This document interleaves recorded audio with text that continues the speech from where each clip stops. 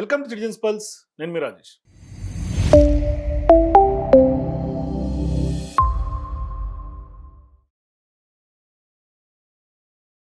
తెలంగాణ కాంగ్రెస్లో మళ్ళీ పదవుల సంబంధించినటువంటి చర్చ జరుగుతోంది.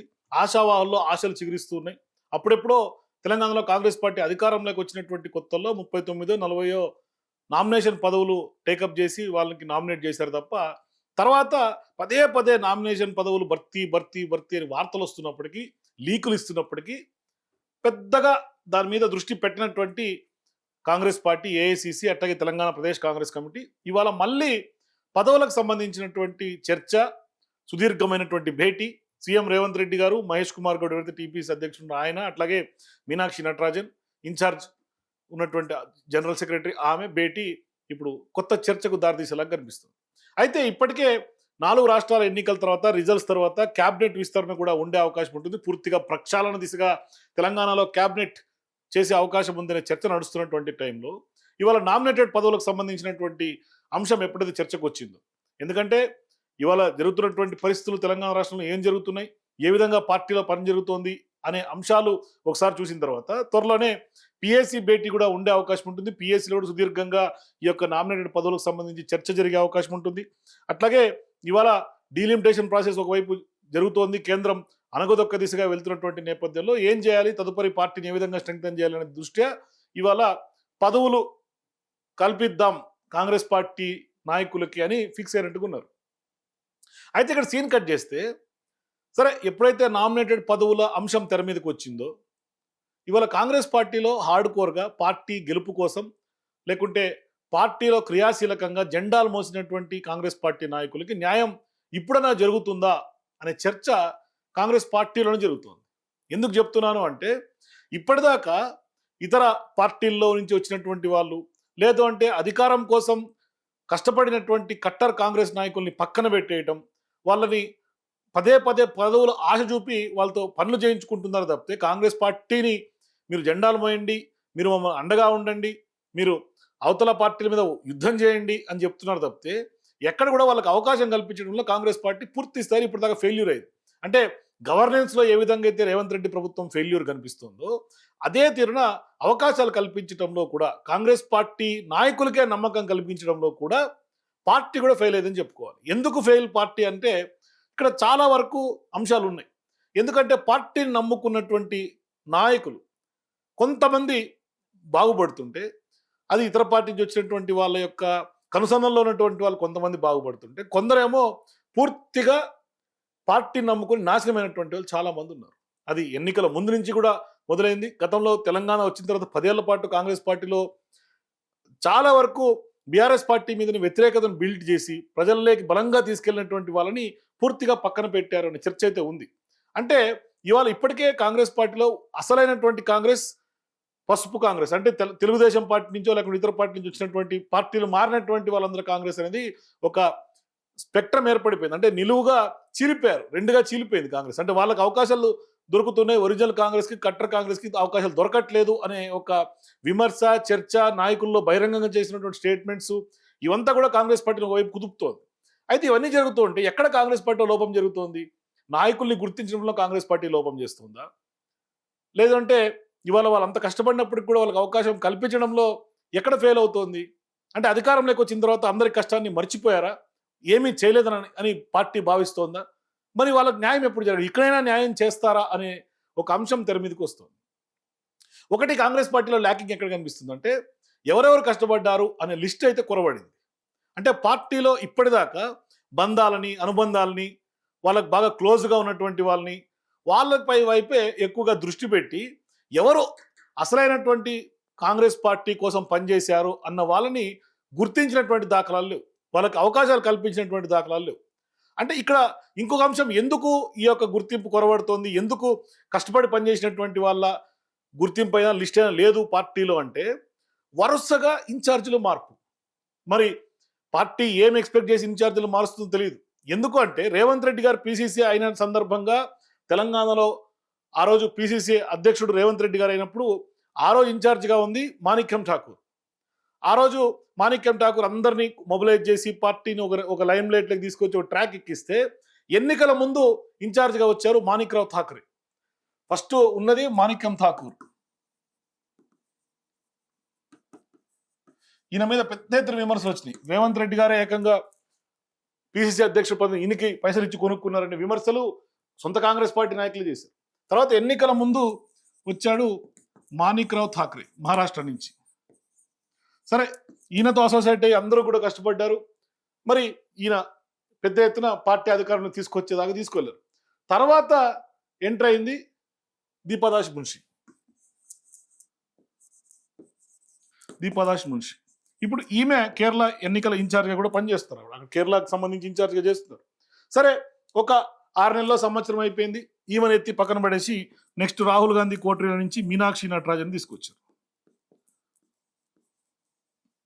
మరి ఇంతమంది ఇన్ఛార్జీలు మారుతుంటే వీళ్ళ కనీసం ఒకరి నుంచి ఒకరికి ఎవరెవరు ఏం జరుగుతుంది, పార్టీలు ఎవరేంటి, వాళ్ళకి సంబంధించినటువంటి బాధ్యతలు ఏమన్నా వీళ్ళు ట్రాన్స్ఫర్లు చేసుకున్నారో లేదంటే సహజంగా ఏ ఉద్యోగం నుంచి ఒక పోస్ట్ నుంచి ఇంకో పోస్ట్కి వెళ్తారో లేకుంటే ట్రాన్స్ఫర్ అవుతూనే కేటీ అంటారు, అంటే నాలెడ్జ్ ట్రాన్స్ఫర్ అంటారు. మరి ఆ నాలెడ్జ్ ట్రాన్స్ఫర్ ఎక్కడైనా జరిగిందా వీళ్ళలో? మరి ఇక్కడ ఏ నియోజకవర్గంలో ఎవరేంటి, వాళ్ళకి సంబంధించినటువంటి డాక్యుమెంట్స్ వీళ్ళు ఏమేమి వర్కౌట్ చేశారు ఈ 1 ఇయర్ పాటు 6 నెలల పాటు, అది ఇతర నెక్స్ట్ వచ్చే ఇన్ఛార్జీలకు ఏమైనా ఇచ్చి ఉంటారా లేదా, మళ్ళీ రెడ్ వచ్చా మొదలెట్టు. ఇక్కడ జరిగినటువంటి తతంగం అంతా అదే. అందుకనే ఎవరు వచ్చినా నామినేటెడ్ పదవులు అని ఒక ఆశలు కల్పించడం, అక్కడికి బ్రేకులు పట్టడం.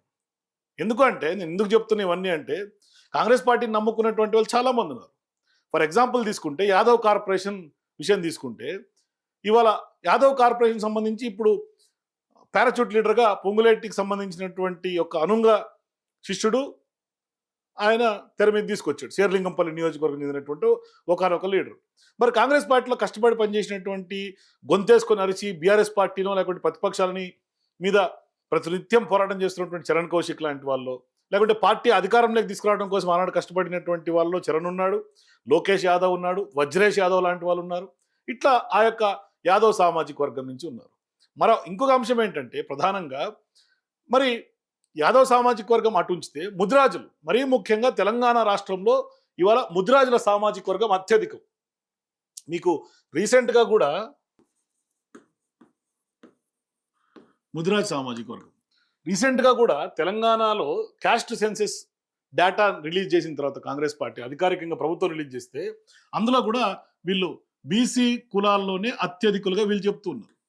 మరి వీళ్ళు ఆల్మోస్ట్ బీసీ కులాలకు సంబంధించి ప్రభుత్వ లెక్కల ప్రకారమే 7.4%గా చెప్తున్నారు.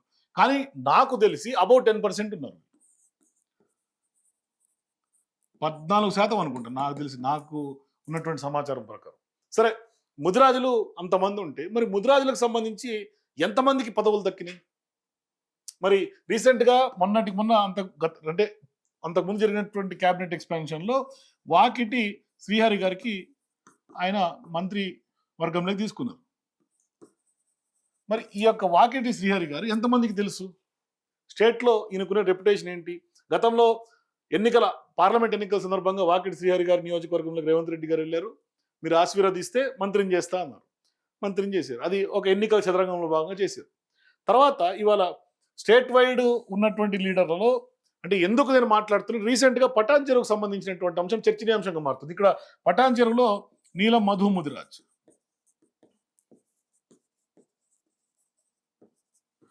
నేను ఎందుకు చెప్తున్నాను అంటే మొన్న జరిగినటువంటి అంశం కాబట్టి నేను పటాన్ చెరువు నియోజకవర్గం తీసుకున్నాను. మరి ఇక్కడ నీలం మధు విషయంలో ఈయన స్టేట్ వైడ్ గుర్తింపు ఉన్నటువంటి లీడరు.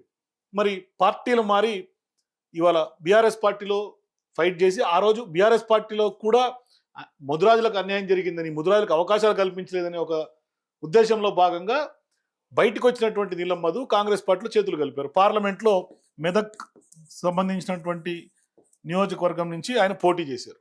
సరే, ఇవాళ పటాన్ చెరువు నియోజకవర్గంలో ఎవరైతే గూడెం మహిపాల్ రెడ్డి ఎమ్మెల్యేగా ఉన్నారో బీఆర్ఎస్ పార్టీ నుంచి గెలిచిన తర్వాత ఆయనను కాంగ్రెస్ పార్టీ తీసుకుంది. కండువా వేసుకప్పాడు రేవంత్ రెడ్డి గారు. తర్వాత సీన్ కట్ చేస్తే ఏమైంది, ఆయన మళ్ళీ సొంత గుటికి బీఆర్ఎస్కి వచ్చేసారు. సరే, వచ్చారు, బాగుంది అంతవరకు. మరి తర్వాత ఏం జరిగింది?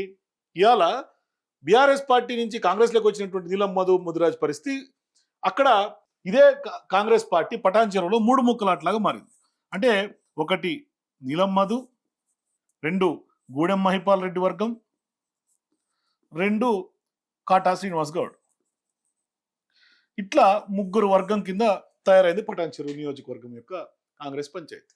అయితే ఇప్పుడు గూడెం మహిపాల్ రెడ్డి ఎప్పుడైతే ఎంట్రీ ఇచ్చారో ఈ బీసీ లీడర్లు ఇద్దరు కూడా కొంత కలిసి పనిచేశారు వాస్తవానికి. కాకపోతే ఇవాళ గూడెం ఎప్పుడైతే మళ్ళీ అటు వెళ్ళిపోయిన తర్వాత బీఆర్ఎస్ పార్టీ తోటి చేతులు కలిపి బీఆర్ఎస్ పార్టీతో ట్రావెల్ చేసిన తర్వాత ఇవాళ నీలం మధు, కాటా శ్రీనివాస్ గౌడ్ కాంగ్రెస్ పార్టీలో ఉన్న తర్వాత రీసెంట్గా ఎవరైతే ఇన్ఛార్జ్ మంత్రి, ఎవరైతే మెదక్ మంత్రిగా ఉన్నటువంటి దామోదర్ రాజనరసింహ ఆయన చేసినటువంటి స్టేట్మెంట్స్ ఇప్పుడు రాష్ట్ర రాజకీయ వర్గాల చర్చనీయాంశంగా మారుతుంది.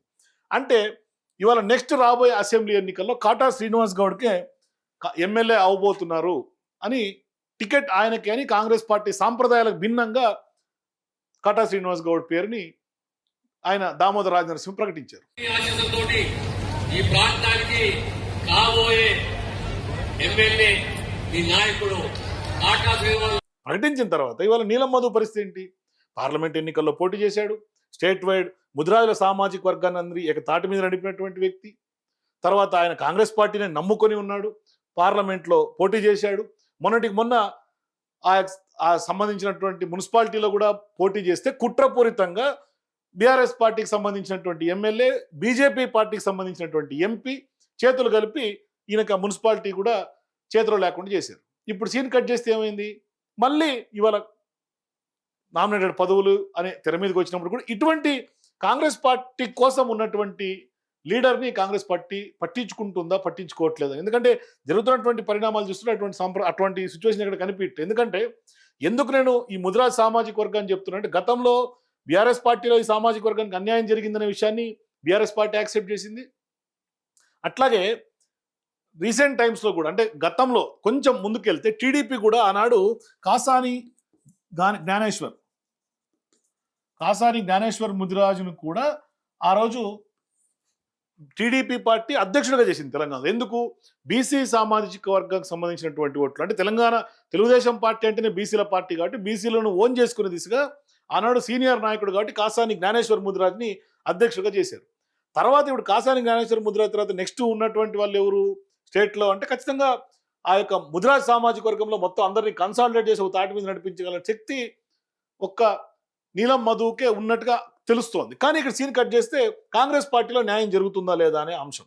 అయితే ఇట్లా చూసుకుంటా పోతే పటాన్చెరువే కాదు చాలా నియోజకవర్గాల పరిస్థితి ఇట్లాగే కనిపిస్తుంది. ఇప్పుడు బీసీల విషయం అట్లుంటే ఇక బ్రాహ్మణ్ పరిషత్ కూడా ఉంటుంది తెలంగాణ రాష్ట్రం. దానికి సంబంధించి కూడా సేవాదల్ సంబంధించినటువంటి సుబ్రహ్మణ్య ప్రసాద్ అని ఆయన ఉన్నారు. ఆయన ఒక రకంగా పార్టీ కష్టపడ్డారు, సిన్సియర్ లాయల్ వ్యక్తి.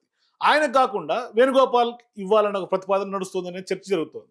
అట్లాగే అంటే ఒక రకంగా చెప్పాలంటే పవర్ లేక్ రాకముందు ఒక తీరున, పవర్ లేక్ వచ్చిన తర్వాత వాళ్ళకి సంబంధించినటువంటి పెద్దోళ్ళ పంచాయతీ, వాళ్ళకి సంబంధించిన రికమెండేషన్స్, అప్పుడు పెద్దోళ్ళు కావాలి కానీ పార్టీ కోసం లాయల్గా పనిచేసినటువంటి వాళ్ళని ఒరిజినల్ కాంగ్రెస్, కట్టర్ కాంగ్రెస్ని పక్కన పెడుతున్నటువంటి పరిస్థితి. అంటే వాళ్ళకి సంబంధించినటువంటి పవర్ కానీ, క్యాలిబర్ కానీ, కమిట్మెంట్ కానీ ఇవన్నీ కూడా అధికారంలో లేని టైంలో ఆ యొక్క లీడర్షిప్లో ఉన్నటువంటి ఆ లీడర్స్ వీళ్ళకి పార్టీకి కావాలి. వచ్చిన తర్వాత అవన్నీ కూడా పట్టించుకోకుండా అయ్యే తప్పులు చేసుకుంటా అటువంటి కమిట్మెంట్ ఉన్నటువంటి వాళ్ళని పక్కన పెట్టి కేవలం వాళ్ళకి సంబంధించినటువంటి అనుంగ శిష్యులకు మాత్రమే కొన్ని పదవులు కట్టబెట్టి ముందుకు తీసుకెళ్తున్నటువంటి పరిస్థితి. అంటే కాంగ్రెస్ పార్టీ అదే తప్పిదాలు పదే పదే చేస్తుంది. అంటే ఈ బీసీల విషయంలో అదే పరిస్థితి, ఓసీల విషయంలో అదే పరిస్థితి. ఇక పోనీ ఇంకొక ఈక్వేషన్ తీసుకుంటే కాంగ్రెస్ పార్టీలో రెడ్ల విషయం తీసుకుంటే, రెడ్డిల పార్టీ అంటేనే కాంగ్రెస్ పార్టీ అని పేరు ఉంటుంది. కానీ ఆ యొక్క రెడ్డిల పార్టీలో ఎంతమంది రెడ్లకైనా పదవులు ఇచ్చుకోవచ్చు. అదే బ్రాహ్మిన్స్ విషయంలోనో లేదంటే కనుక ఇంకా వేరే ఇతర కులాల కంటే మాత్రం అది కేవలం ఆ కులాలకు సంబంధించినటువంటి కార్పొరేషన్లకి ఇవ్వాల్సినటువంటి పరిస్థితి. ఎందుకు గతంలో ఇచ్చినటువంటి 39 కార్పొరేషన్లు కూడా చాలా వరకు రెడ్లకు ఇచ్చినటువంటి సందర్భాలు ఉన్నాయి. మల్రెడ్డి రామరెడ్డి విషయం తీసుకున్నా లేదంటే అట్లా దాదాపుగా 10-15 మంది రెడ్లకు ఇచ్చారు. మరి కార్పొరేషన్లు ఎందుకు వేయట్లేదు అంటే రేవంత్ రెడ్డి గారు ఇచ్చే ప్రభుత్వమో లేకుంటే కాంగ్రెస్ పార్టీ ఇచ్చే సమాధానం ఏంటంటే ప్రభుత్వంలో డబ్బులు లేవు, జీతాలకే డబ్బులు లేవు, నిధులు కొరత. కానీ ఇదే విషయం ఆంధ్రప్రదేశ్ విషయం తీసుకుంటే ఆంధ్రప్రదేశ్లో అక్కడ రాజధాని అమరావతి లేదు, అట్లాగే రాజధాని ప్రాంతం లేదు, రాజధానిలో వాళ్ళ డెవలప్మెంట్ ఇప్పుడిప్పుడే ఎదుగుతున్నారు. కానీ ఆర్థికంగా వెనుకబడినటువంటి రాష్ట్రం. వాళ్ళేమో 81 నామినేటెడ్ పదవులు రీసెంట్గానే కార్పొరేషన్ చైర్మన్లు ఇంకోటి మరొకటి భర్తీలు చేశారు. కానీ తెలంగాణకు వచ్చేసరికి గతంలో ఎప్పుడో 2 ఏళ్ల క్రితం వేసినటువంటి 39 ఉన్నాయి. కానీ మొదట్లో వేసిన 39 40 అంతే తప్పితే మధ్యలో ఎక్కడ కూడా 1-2 అది కూడా రికమెండేషన్స్ లేదంటే అధికారంలో లేకుండా ప్రభుత్వంలో ఉన్నటువంటి ప్రభుత్వ అధికారులకు కూడా బట్టి రికమెండేషన్తో వేశారు తప్పితే ఇక్కడ పార్టీకి నమ్ముకున్నటువంటి వాళ్ళకి ఏం లేదు. అంటే పార్టీని నమ్ముకుంటే నిజంగా నష్టమే కలుగుతోంది, నాశనమే అవుతున్నారు తప్పితే పెద్దగా ఆ యొక్క పార్టీలో కనీసం నామినేటెడ్ పదవులో లేకుంటే ఏమైనా పనులు చేయించుకునే పరిస్థితి కూడా లేదు. ఇప్పుడు జరుగుతున్నటువంటి చర్చ ఏంటంటే కష్టపడినటువంటి వాళ్ళు ఎవరెవరికి వచ్చే అవకాశాలు ఉన్నాయి, ఎవరెవరు ఆశావాహులు ఉన్నారని ఒకసారి మనం టార్చ్ లైట్ వేసి మనం వెతికితే జరుగుతున్నటువంటి గాంధీ భవన్లో జరుగుతున్నటువంటి చర్చ కూడా చూస్తే మొదటిగా మనకు గుర్తొచ్చేది సిన్సియర్గా ఉన్నటువంటి లాయల్గా ఉన్నటువంటి వాళ్ళ లిస్ట్ కనుక చూస్తే చరణ్ కౌశిక్ యాదవ్,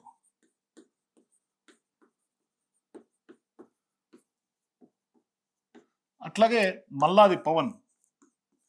ఈయన పార్టీ కోసం బాగా కష్టపడ్డాడు ఎలక్షన్స్ టైంలో కానీ అంతకుముందు కానీ వార్ రూమ్లో పనిచేశాడు. కానీ ఆయనకి ఇప్పుడు ఎక్కడ కనిపించట్లా మల్లాది పవన్ ఎక్కడెక్కడ యాక్టివిటీస్లో యాక్టివ్గా కొన్ని డిస్కషన్స్లో వాటిలో పార్టీ ఇప్పటికి కూడా కమిట్మెంట్ తోటి నమ్మకంగా ఉన్నాడు. కానీ అంత ఆయన్ని పూర్తిగా సైడ్ చేసినటువంటి పరిస్థితి కనిపిస్తుంది. ఆ అవకాశాలు కల్పించట్లా, అవకాశాలు పార్టీ ఇవ్వట్లా. గతంలో ఆయన ఇన్సూరెన్స్ సంబంధించినటువంటి యాక్టివ్గా చేశాడు, మెంబర్షిప్ డ్రైవ్స్లో ఉన్నాడు, అట్లాగే వార్ రూమ్లో పనిచేసిన అనుభవం ఉంది, పార్లమెంట్ ఎన్నికల సందర్భంగా ఇన్ఛార్జ్గా పనిచేసాడు కొన్ని నియోజకవర్గాలకి మల్లాది పవన్. అట్లాగే విషయం తీసుకుంటే నిజాముద్దీన్ కూడా మైనారిటీకి సంబంధించినటువంటి నాయకులు ఎంత క్రియాశీలకంగా పనిచేశారు, పార్లమెంట్ అయినా అసెంబ్లీ అంతకుముందైనా. ఇటువంటి వాళ్ళు ఇప్పుడు అధికారంలోకి వచ్చిన తర్వాత కనిపించట్లేదు రేవంత్ రెడ్డి గారికి, లేకుంటే పార్టీకి కానీ. అట్లాగే హరివర్ధన్ రెడ్డి,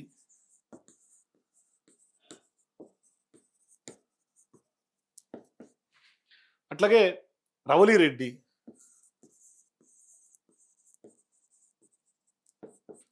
ఇట్లా చాలా మంది ఉన్నారు. సునీతారావు మహిళా కాంగ్రెస్ అధ్యక్షులుగా పనిచేశారు. మహేష్ కుమార్ గౌడ్కి ఆమెకి ఎప్పుడు వరుసగా వివాదాల్లో ఉంటారు. ఇట్లా ఇట్లా చెప్పుకుంటూ పోతే చాలా మంది లిస్ట్ ఉంది. సరే, ఇందాక డిస్కషన్ వచ్చింది కాబట్టి నీలం మధు. సరే, దీన్ని మళ్ళీ ఇంకో ఈక్వేషన్ చెప్తారు. గతంలో పోటీ చేశారు కదా, మరి ఎందుకు ఇవ్వాలి అనే అదొకటి. అట్లాగే క్యాస్ట్ ఈక్వేషన్స్, బీసీలకి అత్యధికంగా న్యాయం చేస్తామని రేవంత్ రెడ్డి గారు చెప్తారు. మరి ముదిరాజుల సామాజిక వర్గం అత్యధికంగా ఉన్నటువంటి సామాజిక వర్గం కదా. ఇట్లా చెప్పుకుంటూ పోతే చాలా ఉంటుంది. అందుకని ఇప్పుడు కాంగ్రెస్ పార్టీలో ఏంటి, ప్రజాస్వామ్యం ఎక్కువ, పదవులకు సంబంధించినటువంటి వ్యవహారము ఎక్కువే. మరి ఎవరికి అదృష్టం వరిస్తుంది, మరి ఇప్పుడు నామినేటెడ్ పదవులు ఎవరికి దక్కుతుంది, ఎవరికి దక్కే అవకాశాలు ఉంటాయి, మరి అధిష్టానం దృష్టిలో ఎవరుంది, మరి ఎందుకంటే చాలామంది ఇన్ఛార్జీలు మన తర్వాత మళ్ళీ మీనాక్షి నటరాజన్ దృష్టిలో ఎవరు వెళ్ళారు. సో ఇదంతా గాంధీ భవన్లో ఒక కొత్త చర్చ బయలుదేరినటువంటి నేపథ్యంలో ఏం జరుగుతుంది, ఎవరెవరికి దక్కే అవకాశాలు ఉంటాయి, మీ వైపు కింద నా కామెంట్స్ తెలియజేయండి. For more videos please watch citizens pulse.